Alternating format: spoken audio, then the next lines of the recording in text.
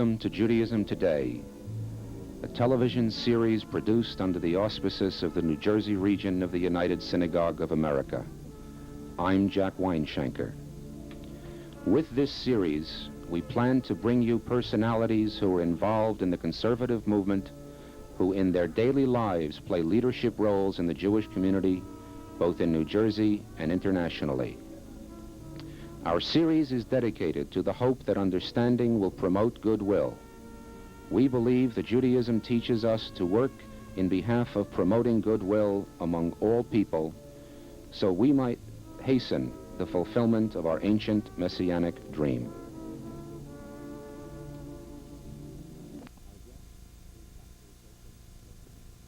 Executive Director of the New Jersey region of the United Synagogue of America, and on the faculty of the Hebrew Culture and Education Department of New York University. We will discuss the composition of the Jewish community, the various elements in the Jewish community, especially the conservative movement, which is the United Synagogue of America's representation in the Jewish community. Dr. Litman, I first would like to ask you to give us some description of the general composition of the Jewish religious community in the United States, recognizing that it covers a fairly wide variety, but perhaps if you could briefly give us a thumbnail sketch of the composition of the American Jewish community. Well, according to the recent American survey of the National Survey of American Jews, about 75% of all Jews in America consider themselves to be affiliated either with the Orthodox movement, or the Conservative, or the Reform, or the Reconstructionists.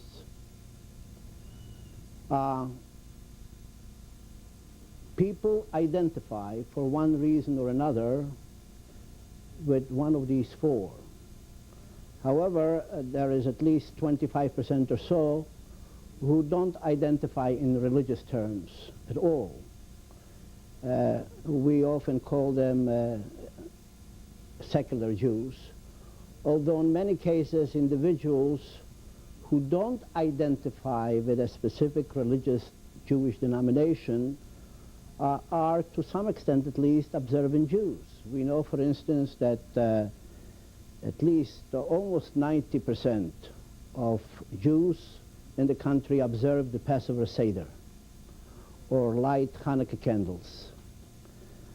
On the other hand, even though 75% identify themselves, declare themselves as being religious Jews, only 51% of American Jews actually are members of synagogues, whether Orthodox, Conservative, Reform, or Reconstructionist.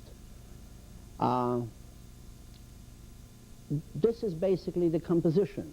So you have 75% of Jews identify with a religious outlook, with a Jewish religious outlook, 25 don't, and of the 75 who do, only about 51% actually are members, Jews-paying members of synagogues. To get into the makeup of the various branches of the synagogue movements, could you give us, and again recognizing that it is a very subjective, complex question, but in your view, in your understanding, what would be the essential differences and comparisons among the Orthodox, Conservative, Reform branches of the synagogue movements? Well, there are a number of differences. They have their roots in Jewish history. Some differences relate to sociological backgrounds. Some differences relate to the origin of the Jews who came to this country as immigrants. But the main difference relates basically to the way the various branches look upon the Jewish system of, the Jewish religious system of law known as halakha.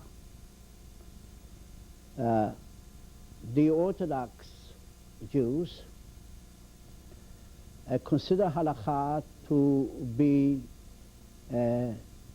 sanctified by history and by God Almighty Himself.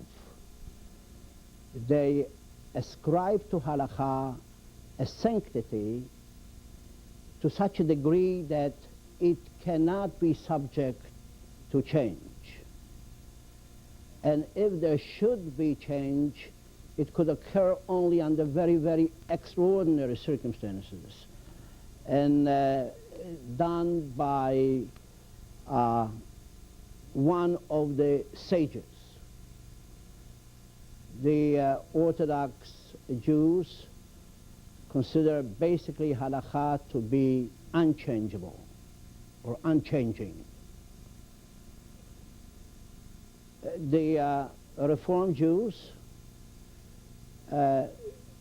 consider the subject of halakha to be just the opposite of that, I might say, because to them it is just a guide to Jewish behavior, and individuals may or may not adhere to that guide. It is not binding, it's not obligatory. This is also true to the Reconstructionists. The men who founded the Reconstructionist movement, Rabbi Mordecai Kaplan, of blessed memory, was a great scholar. He considered halakha to be sort of the ways people live by. He called them sancta. They are the folk ways. They are the things that make the style of living. And he did not consider halakha to be a religious obligation. He considered halakha to be the lifestyle of the Jews as it evolved historically. He considered halakha to have been produced by men, by Jews, by rabbis, by scholars and sages, and that halakha is subject to change by the people. Since we live in a democratic society, halakha can be decided by the vote of the people. Consensus. By consensus of the people. And certain aspects of halakha are important.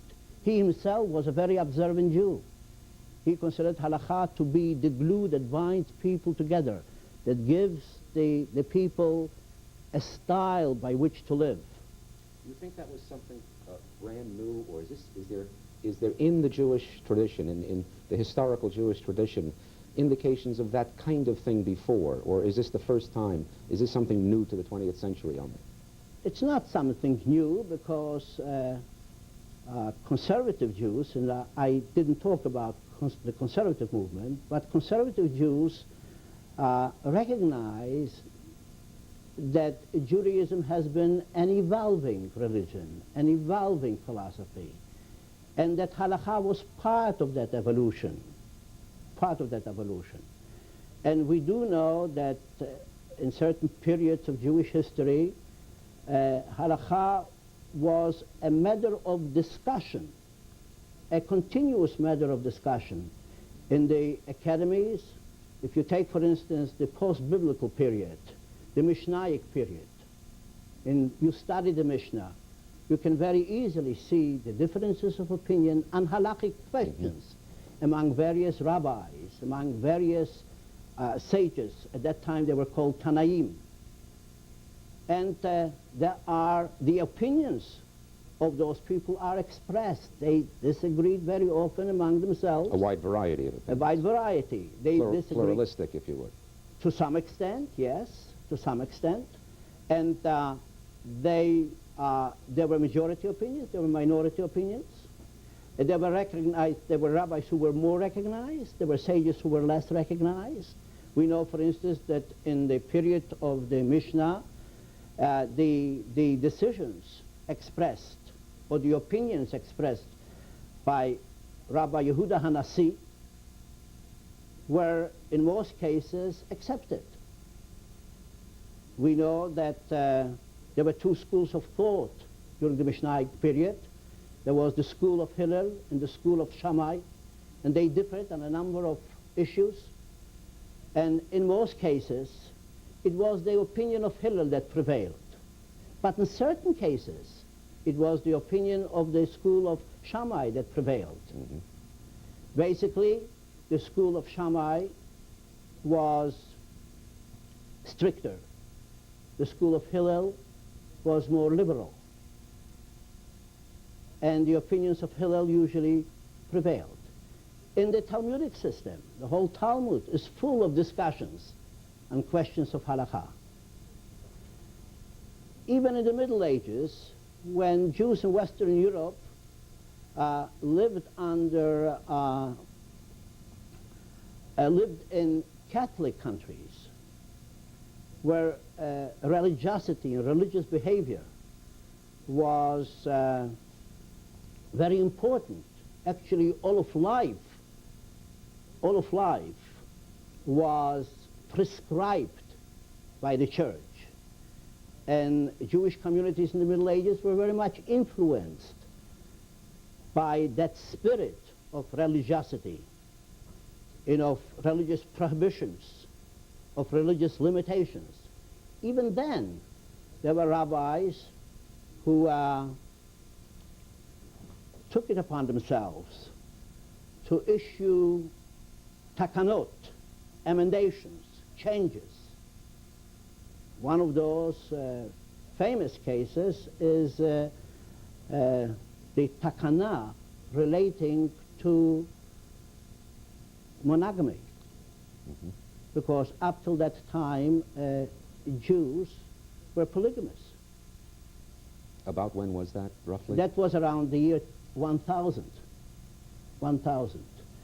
And I don't want people to have the impression that Jews were polygamous recently. No, definitely not. Although certain Sephardi communities, like the Yemenite community, was polygamous until recently because they lived in an entirely different environment.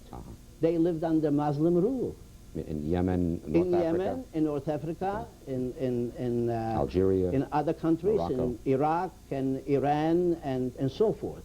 In all those Muslim countries, or Islamic countries, the Jews lived in a society where polygamy was the order of the day, so to say. It was legitimate.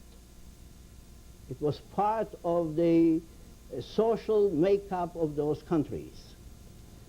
But that was introduced. That same rabbi, who was known as Rabbeinu Gershom Me'or HaGolah, the light of the diaspora, respected throughout Europe, also issued a takana that a husband cannot divorce a wife without her consent, which had not been true before. So ancient biblical law and Talmudic law Did not require her consent. Did not require that at all. But he changed that and said from that time on. He changed that. Now, there was a great opposition initially to all those, but eventually it took root, and that's how it developed. I'm giving you these as major examples of certain changes. And Orthodox rabbis recognize that. They know that. But they hesitate, for reasons of their own. They hesitate to make changes. But there is precedent in the traditional. There are many precedents. There are many precedents. There are also differences in what is called in Jewish life as a minhag, as a custom, between various Jewish communities. Geographically distant Jewish communities who historically behaved a little different, even prayed a little different. Their Siddur, their prayer book, is a little different. That's why we have what we call Nusach Sephard and Nusach Ashkenaz. The Ashkenazi mode of prayer and the Sephardi mode of prayer. And as a matter of and fact, there are actual changes in the text of the prayer book. there is supposed to be respect, mutual respect for those different customs, because I remember when I was learning in my younger days in school, we were taught that when one goes to another community and visits another community that has different customs than yours, that you were obligated to respect those customs even though they were not the way you were raised to perform those things. Customs too assumed a dimension of sanctity, almost as it became almost like part of the halakha. Yes. Like part of the halakha. The conservative movement grew out of the so-called positive historical school of Judaism, which began in Germany in the second half of the 19th century by a great scholar whose name was Zechariah Frankl. And he was inclined to be a Reform Jew. The Reform rabbis at that time were on the go, so to say.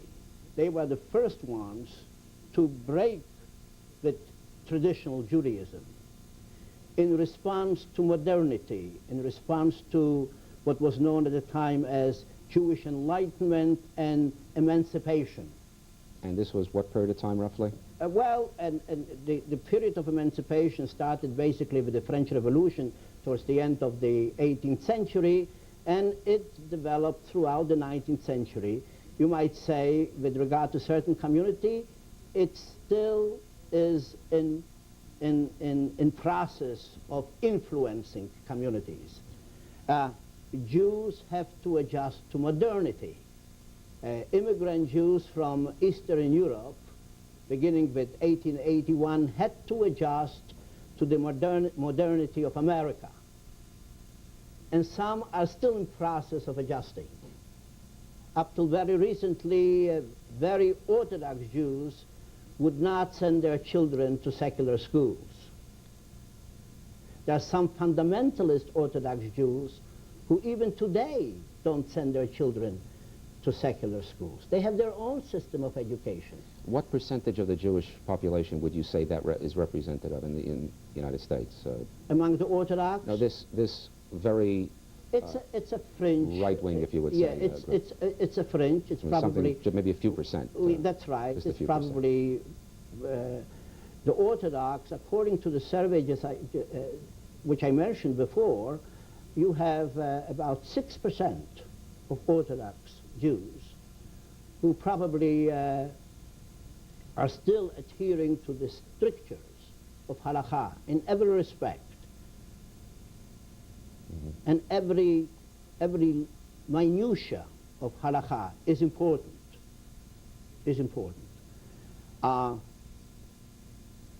The conservative movement, coming back to the conservative movement, recognizes the fact that halakha has been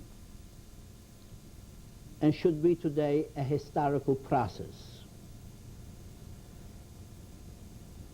Nonetheless, changes should not be taken lightly. The conservative movement considers Jewish tradition to be a very important thing, and they adhere to Jewish tradition. But they also recognize the fact that halakha should be subject to change when absolutely necessary, when absolutely called for, and that those changes should not be taken lightly, that those changes should be made within the methodology which the legal system of halakha developed throughout history. Retaining loyalty to Retaining the loyalty, traditions retaining and to the loyalty. fundamental Right. principles. In other words, halakha is not to be taken lightly, that we adhere. As a matter of fact, this terminology of positive historical Judaism reflects the attitude of the conservative movement, because our attitude is positive.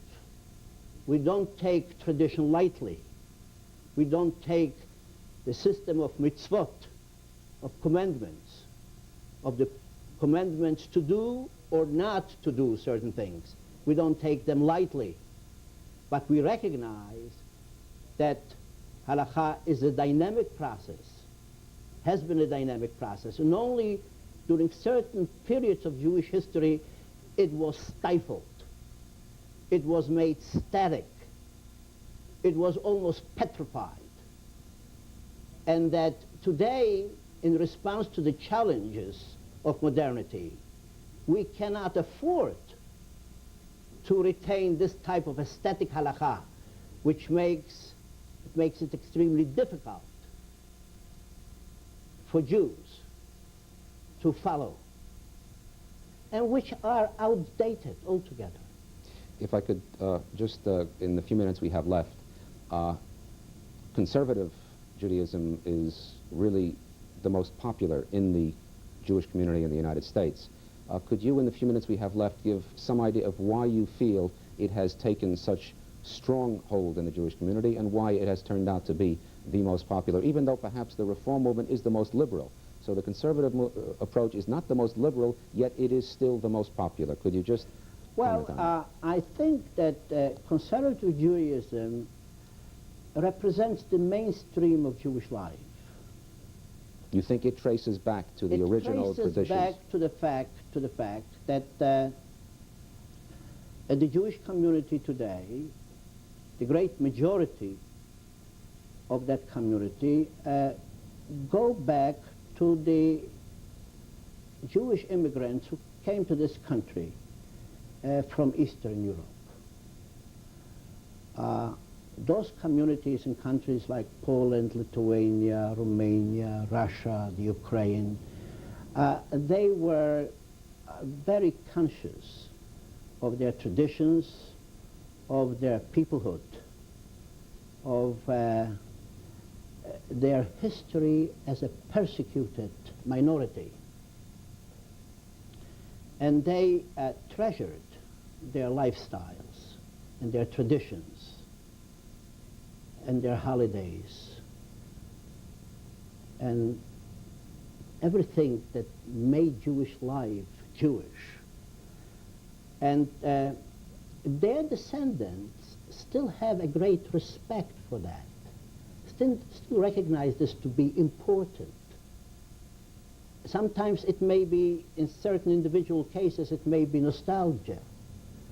But I think that in most cases, it is a lifestyle that children learn in their homes. And they're not willing to just give it up easily, as it never existed. And conservative Judaism reflects this kind of an attitude of loyalty. Dr. Litman, I want to thank you very much. It's been a very interesting and enlightening program. We look forward perhaps at some future time to have you back again and we can have a little more time to talk about it. I think that your insight into some very complicated subjects and your ability to explain them in a way that perhaps are reasonable enough to be able to comprehend for the average person has been of a very important help to us in our series and the kind of programming that we'd like to put on. We hope that this is a good beginning for us in terms of our being able to communicate with the community we feel there is a message to be communicated, and we thank you very much for helping us carry out You're most that welcome. challenge. I'll be pleased to talk with you again. Thank you very much.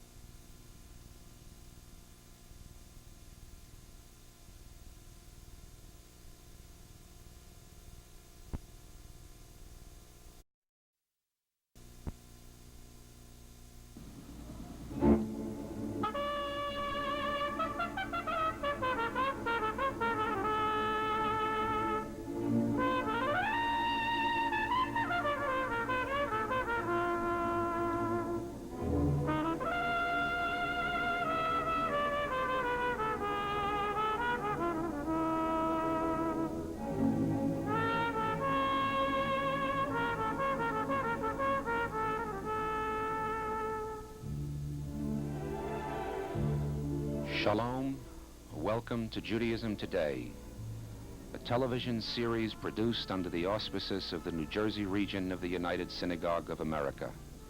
I'm Jack Weinshanker. With this series, we plan to bring you personalities who are involved in the conservative movement, who in their daily lives play leadership roles in the Jewish community, both in New Jersey and internationally. Our series is dedicated to the hope that understanding will promote goodwill. We believe that Judaism teaches us to work in behalf of promoting goodwill among all people, so we might hasten the fulfillment of our ancient messianic dream.